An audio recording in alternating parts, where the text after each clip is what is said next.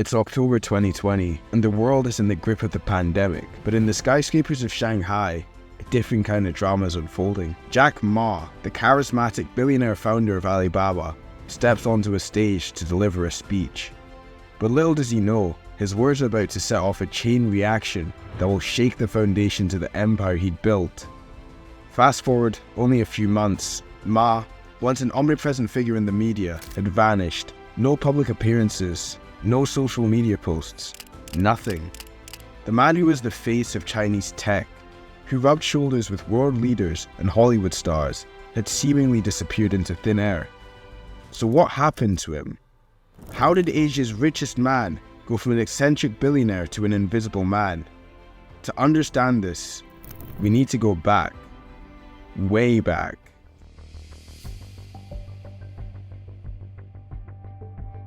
The year is 1964, and in Hangzhou, a city in eastern China, a young boy called Ma Yun is born.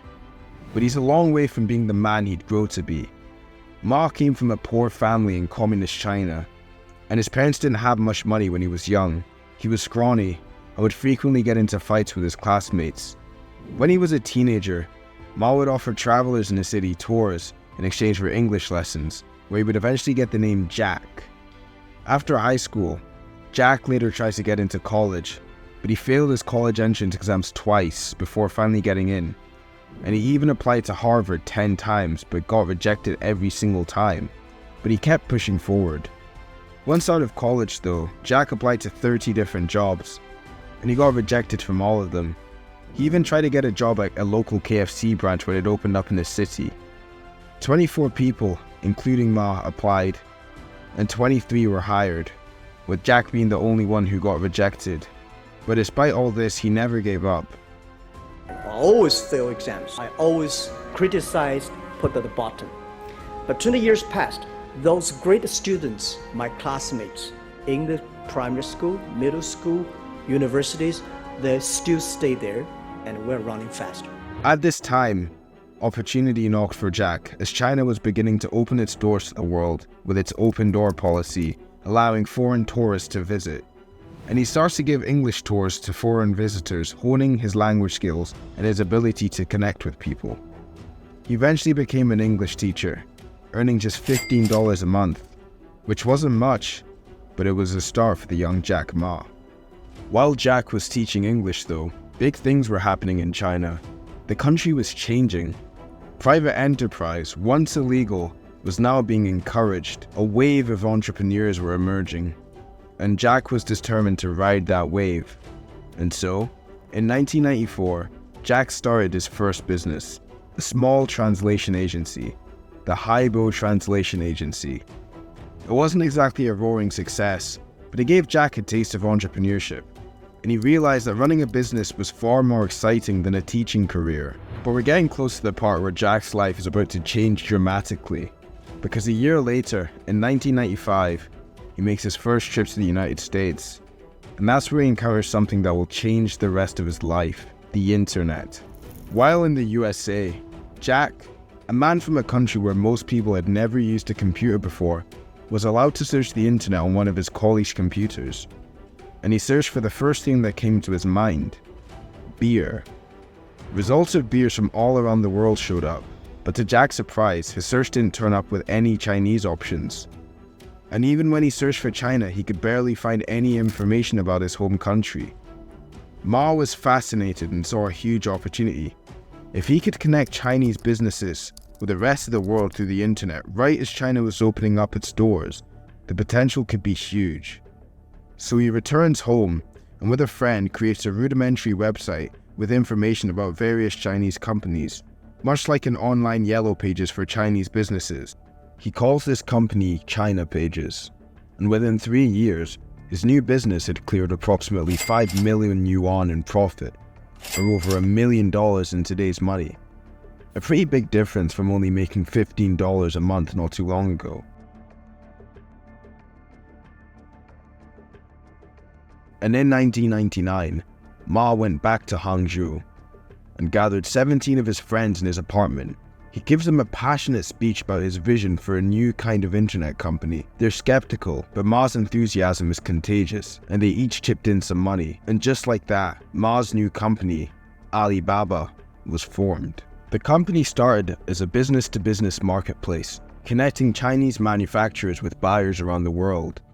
It was a simple idea, but it was exactly what China needed as it was opening up its doors to global trade. And the timing was perfect, as internet use in China was exploding. In 1999, there were 2 million internet users in China. By the end of the year, it was 9 million. And then 6 months later, that number was close to 17 million. And Alibaba was perfectly positioned to ride this wave. By 2014, Alibaba was a juggernaut. When it went public on the New York Stock Exchange, it raised $25 billion, the largest IPO in history at the time. Jack Ma was now the richest man in China, and one of the most recognizable business leaders in the world. At this point, Alibaba's marketplace site had 150,000 members in 188 countries. It was clearly working in connecting suppliers in China with buyers from around the world.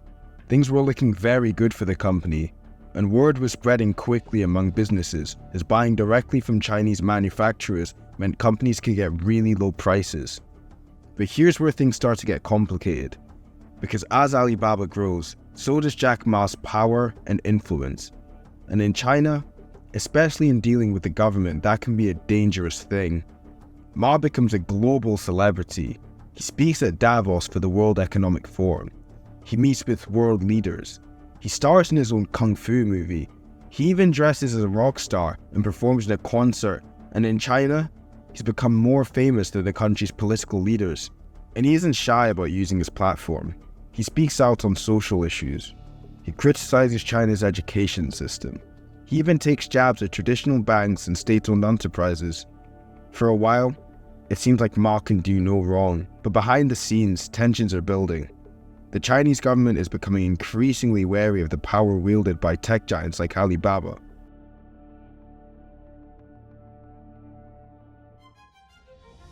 And in 2020, these tensions come to a head.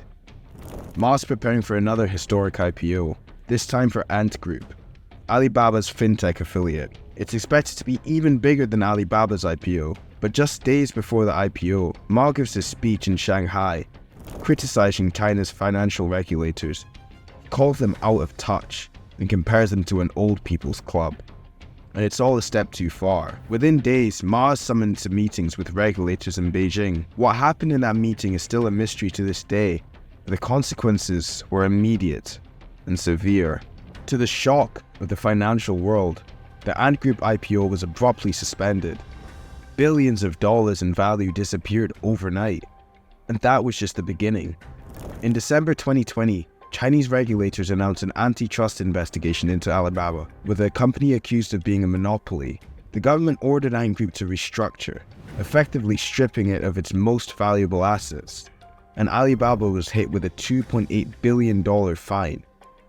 Ant Group was also ordered to share data with government and other companies, effectively taking away its main competitive advantage. And Jack Ma, he effectively vanished from public view. Rumors started to swirl about his whereabouts. Was he on house arrest? Had he fled the country? Some even thought he'd been detained by the authorities. Months go by with no sign of him. Of course, him being a public figure who never seemed to be afraid of a spotlight, his absence was really shocking to many people. When Ma finally did reappear, it was in a brief video message in January 2021. He looked subdued, a far cry from his usual energetic self. He praises China's poverty alleviation efforts and talks about the importance of rural education. But it's clear things have changed. Ma was no longer the outspoken, larger-than-life figure he once was. He makes a few more brief appearances over the next year, but they're carefully staged and tightly controlled. The impact of this whole fiasco on his wealth was staggering. At his peak, Ma was worth over $61 billion, with his wealth over halving afterwards to around $25 billion. Still an enormous sum, but $36 billion less than what it was worth before. But the impact of the Chinese government's decision went far beyond Ma's personal wealth. Alibaba's market value plummeted by almost 80% following the crackdown, and has since stagnated. The crackdown also hurt all of China's tech sector. Other tech giants like Tencent dropped in share value by almost 75% and faced increased scrutiny from the government. And the era of unchecked growth for Chinese tech companies seemed to be over. For Ma, the consequences were not just financial, but personal as well. He stepped down as president of Hupan University, a business school he'd founded. His influence in China's business world, once unparalleled, was now severely diminished.